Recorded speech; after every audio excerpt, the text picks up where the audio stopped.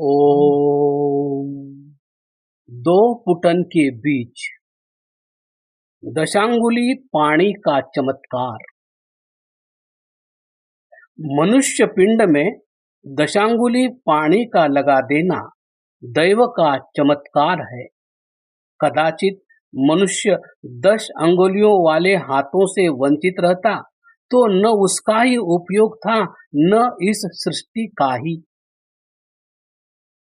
यदि हम ऐसी सृष्टि की कल्पना करें कि जिसमें 10 अंगुलियों वाले हाथों के सिवाय सब कुछ होता, तो क्या हम सोच भी सकते हैं कि संसार में किसी प्रकार का परिवर्तन हुआ होता?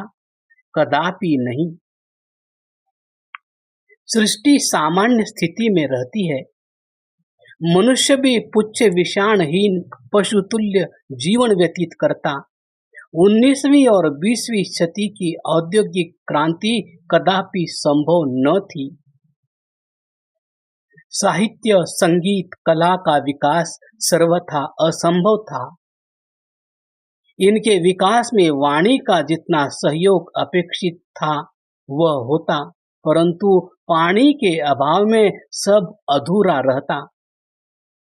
यदि मनुष्यता की पहचान साहित्य, संगीत, कला का विकास है, तो मानना होगा कि उनका विकास तो वाणी और पानी के 2 पटों में सन्निहित है। उन दो में भी पानी का महत्व कुछ कम नहीं है। मूक रहकर भी पानी के सहारे इन तीनों का प्रदर्शन किया जा सकता है। सुई से लेकर लोक लोकांतरों में जाने वाले रॉकेटों का निर्माण 10 अंगुलियों वाले हाथों का ही तो चमत्कार है। बड़े बड़े वनों जंगलों को काटकर विश्व के एक कोने से दूसरे कोने तक राजपथों का निर्माण क्या बिना हाथों के संभव था? धरती पर रेल पथों का जाल बिछाना हाथों का ही करिश्मा है। विशाल नदियों और जलाशयों पर बांध बनाकर, नहरें खोदकर किसान के अपने घर खेत तक पहुंचाना क्या कम आश्चर्य है? हल की मूठ पर हाथ रखना तो तभी संभव था कि जब पहले हल का निर्माण 10 अंगुलियों वाले हाथों द्वारा संभव हो सका। मनुष्य तन को ढकने के लिए वस्त्र निर्माण की बात तो पीछे होती। सर्वप्रथम रुई का उत्पादन, फिर उसकी कताई बुनाई, तब कहीं मनुष्य अपने तन को ढक पाता, शीत आतप से रक्षा कर पाता।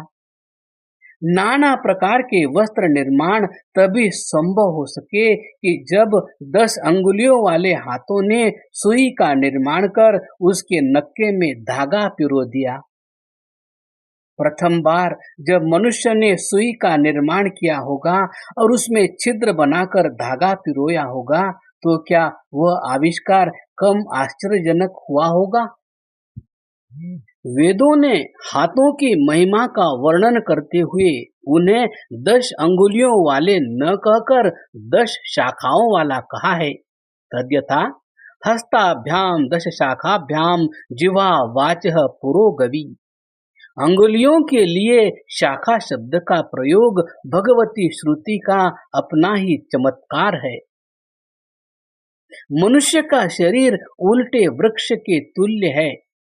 उल्टा क्यों कहे? जब बालक का जन्म हुआ तो वह सिर के बल जन्मा। उस समय मूल नीचे था और शाखाएं वृक्ष की भांति ऊपर थी।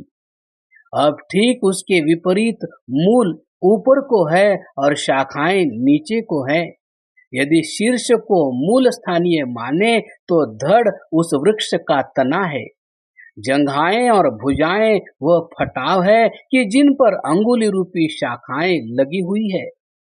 दोनों हाथों की दशांगुली ही वह शाखाएं हैं जिन पर सुख दुख रूप फल लगते हैं। वृक्ष की शाखाओं पर भी फल उतरते हैं और मनुष्य की दशांगुली शाखाओं पर भी फल उतरते हैं। शाखा को शाखा क्यों कहते हैं? इस पर आचार्य यास्क शाखा पद का निर्वचन करते हुए लिखते हैं, शाखा कस्मात् खे शया भवति। वृक्ष की टहनियों को शाखा क्यों कहते हैं? इसलिए कि खे शया भवती, आकाश में शयन करती है अथवा आकाश में फैलती है। यदि आकाश न हो तो वृक्ष अबाध गति से फैल नहीं सकता। कदाचित उनके सामने कोई रुकावट आ जाए तो वे ऐसे छिद्र की तलाश में रहती है कि जिससे वह स्वच्छंद फैल सके। अंगुलियों को शाखा कहे जाने का भी यही कारण है कि उन्हें भी अपने व्यापार में प्रवृत्त होने के लिए स्वच्छंद आकाश की आवश्यकता है। दशों दिशाओं में अबाध गति होने से नाना प्रकार के कर्म कर सकती है। आकाश के अभाव में उनकी गति में अवरोध आ जाना अवश्यंभावी है। गति में अवरोध होने से किसी कर्म का होना भी असंभव है। किसी भी निर्माण कार्य की संभावना असंभव है। नृत्य कला के विशेषज्ञों का कहना है कि नृत्य के लिए हाथ और पैर की अंगुलियों का अभिनय परम आवश्यक है और उसमें हाथों की 10 अंगुलियों का अधिक महत्व है। नृत्य कला में इन अंगुलियों का 135 प्रकार का संचालन किया जाता है। यह तभी संभव है कि उनकी गति के लिए स्वच्छंद आकाश हो। अंगुलियों को शाखा कहे जाने का एक और भी कारण है।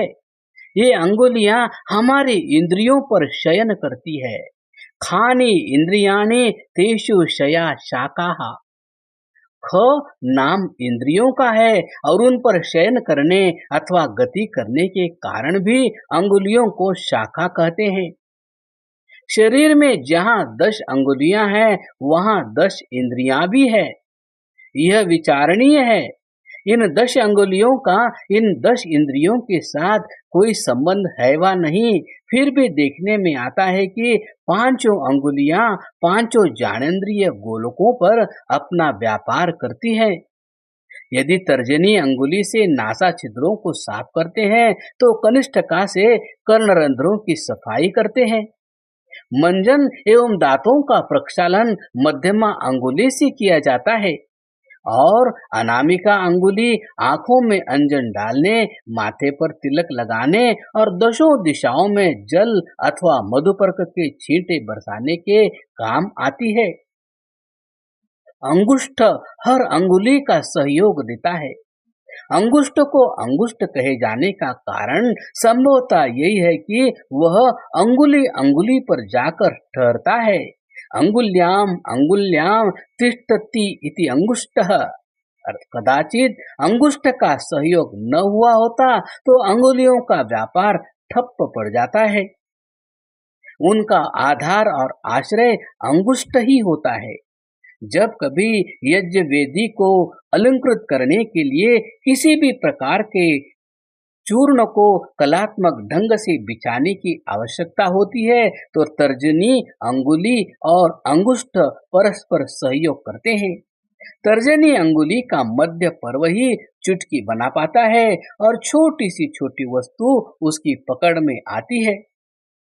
तर्जनी जिसे निर्देशिका भी कहते हैं तभी निर्देश कर पाती है कि जब अंगुष्ठ शेष 3 अंगुलियों को रोके रखता है। अंगुष्ठ का यही उपयोग उस समय देखने में आता है जब मध्यमा अंगुली द्वारा व्यक्ति मंजन करता है।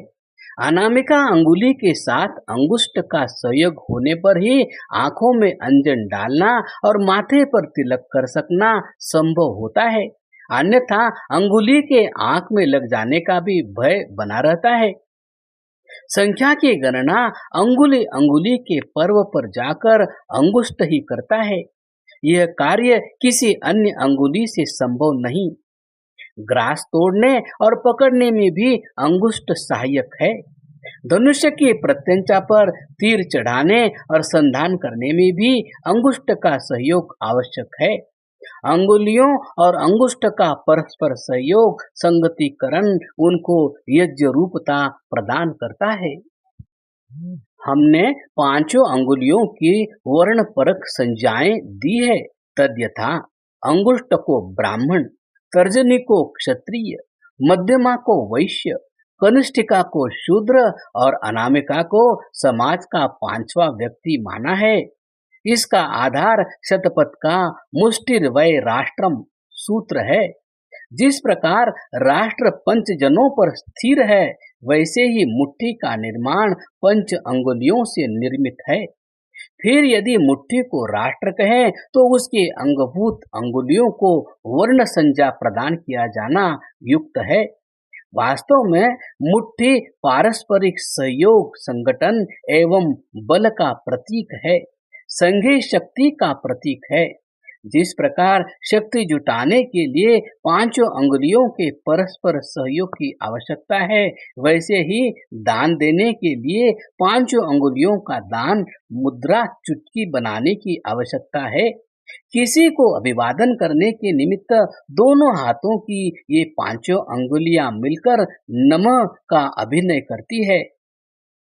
नमः हो, चुटकी हो, मुट्ठी हो, उसमें पांचों अंगुलियों का मिलना आवश्यक है। इन्हीं तीनों पद्धतियों को वैदिक कोश में नमः कहते हैं। हाथ जोड़ना तो नमः है ही, परंतु चुटकी बनाना भी नमः है और मुट्ठी बनाना भी नमः है। इन्हें ही राजनीति में साम, दाम और दंड उपाय कहा जाता है। नमस्कार साम उपाय है, यह ब्राह्मण पद्धति है। चुटकी बनाना दाम उपाय है, जो कि वैश्य पद्धति है, और मुक्का बनाना दंड उपाय है, यह क्षात्र पद्धति है। इन तीनों पद्धतियों का अभिनय 10 अंगुलियों वाले हाथों पर निर्भर है। यही कारण है पाणिवाद के उद्धरता भगवान वेद व्यास ने हाथों का विशेषण देवदत्तो दशांगुली किया है। मनुष्य का वैयक्तिक, पारिवारिक, सामाजिक और राष्ट्रीय जीवन इन दशांगुली वाले दोनों हाथों पर ठहरा है। मनुष्य को इनकी सदैव अपेक्षा रहती है। ब्रह्म में और जीव में यही विशेष अंतर है।